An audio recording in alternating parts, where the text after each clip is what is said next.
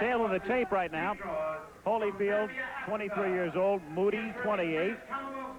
The weight disparity there, Holyfield 184.5, Mutti 192, and a 2.5-inch reach advantage for Holyfield. Alex, how do you see this fight going? Well, I think, Al, that Holyfield is just too strong and too quick for Mutti.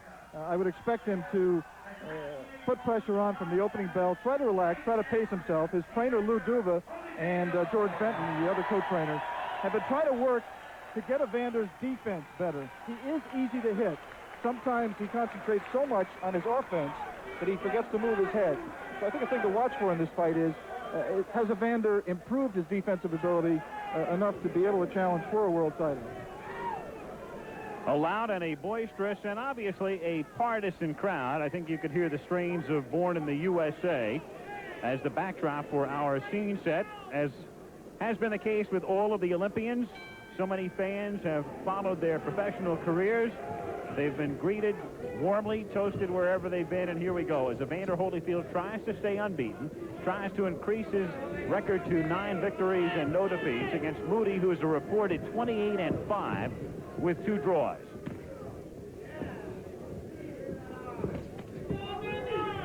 Holyfield has shown exceptional boxing skills, good improvement, good power, stamina. He's proven he can go the distance. We saw him go 8 rounds in July against Tyrone Booz. This one is scheduled for 10. One of the problems he had coming in, Evander had coming into his professional career, Al, were some doubts about his ability to go round.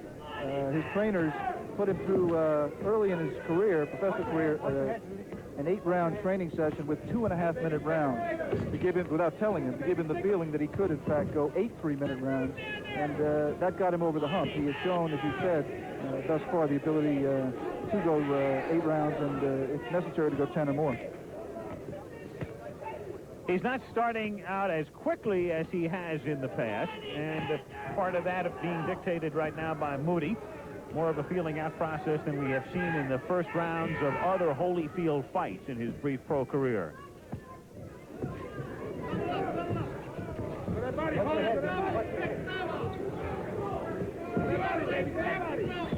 Halfway through round 1 in Lancaster, Pennsylvania.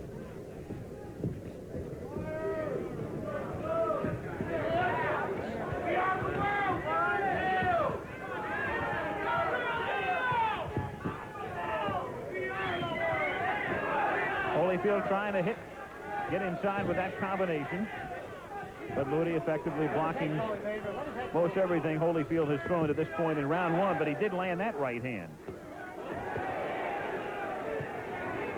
That right uppercut that Evander landed a few seconds ago, Al, would be a good weapon for him to try again. Mutti is open right up the middle. And a left followed by a right hand as he has Mutti backing up. Round 1 scheduled for 10. See Holyfield trying that jab. Duva and Benton, his trainers, want him to work behind the jab. He's gotten a little bit KO conscious, and he's forgotten the jab, which was a very powerful weapon for him as an amateur. They want him to get the range with the jab and then let his combinations go. He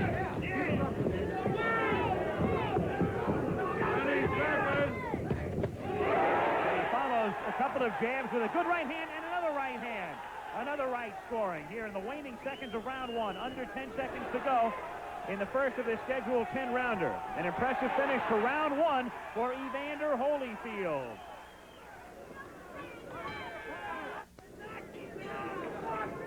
We're back. The referee in this fight, Tony Wolf. Judges are Carol Polis, Rudy Battle, and Albert Morris. Scoring by the 3 judges. The ref does not have a voice in the decision. 5-point must system. Remember that here in Pennsylvania. 5-point must. Standing 8 count at the referee's discretion.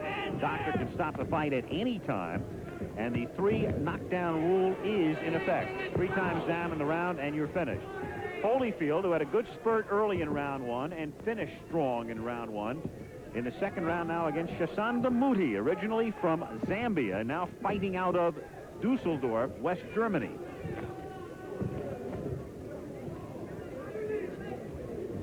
And tomorrow, more action from this same ring on our Pro Boxing Series at 3 Eastern Time. Mark Breland will attempt to stay unbeaten as he will be in action, taking on Richard Aguirre.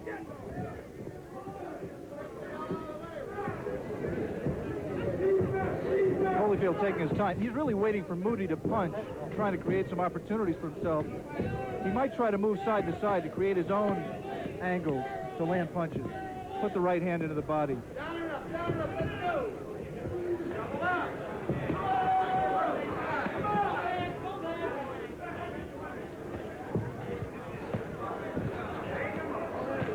So right there, Holyfield is too close to the opponent. He needs to step back, get his range, and then let his combinations go.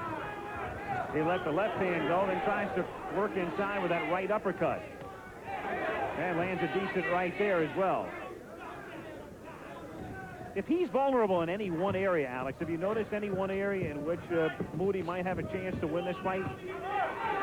Well, if I were an opponent or a trainer for a fighter who's going to go in with Holyfield, you'd have to find a way to stay away from his power.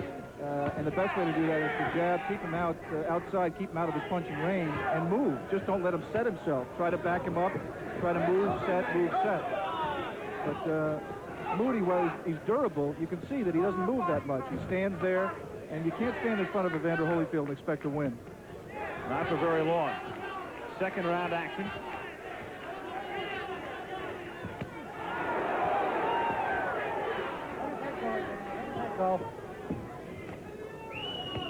Final half minute of round 2. Evander Holyfield 8-0 as a professional with 5 knockouts. The bronze medalist in the light heavyweight division at the 1984 Olympics under most unusual circumstances. But a man who has made solid and steady progress as a pro and hopeful of gaining a title shot. End of the second round at hand.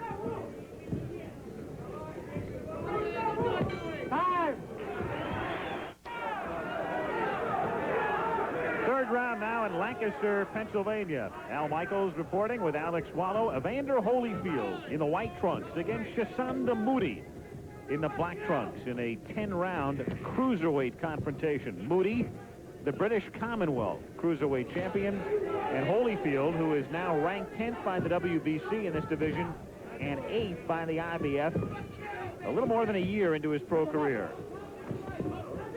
And again, Evander Holyfield with a title shot imminent if he wins this one. Then later this month, Dwight Muhammad Qawi meets Leon Spinks for the WBA Junior Heavyweight Championship, roughly the equivalent of this division in the WBC. And the winner of that fight would meet Holyfield for the title, probably in June or July.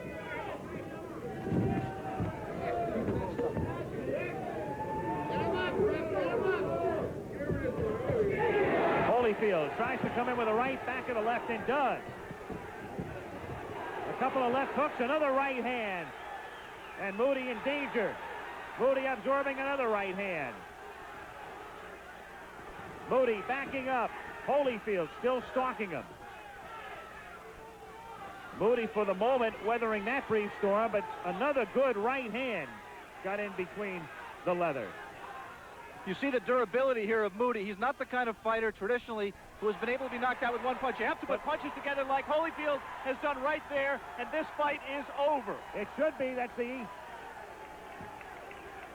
knockdown here in round 3, and the referee signaling an end without even beginning the count. Tony Wolf, knowing that Mutti was in desperate trouble, he was hung up against the ropes, and that enabled Holyfield to get in a couple of extra punches, and that spelled the end for Chisanda Mutti in this scheduled 10-rounder. So Mutti comes across the ocean to Lancaster, Pennsylvania to accept this confrontation with Holyfield and winds up flat on his back as Evander takes a step toward a title shot with an impressive third-round knockout victory over Chisanda Mutti. Evander Holyfield now with a mark of 9-0, 6 knockouts. We want to alert our local stations. We will be taking a station break for you momentarily. Mutti has gotten up. They have put him on the stool. And we'll take a look at the replay of the knockout. Third round. An accumulation of punches, really. The right hand there was the one that did the final damage that put Mutti over the ropes. Referee moves in there, maybe a punch late. takes Holyfield away, and as you said, Al, doesn't even bother to count. Fight's over. So Holyfield is the winner, and we'll be back with more of ABC's Wide World of Sports right after this word from your local station.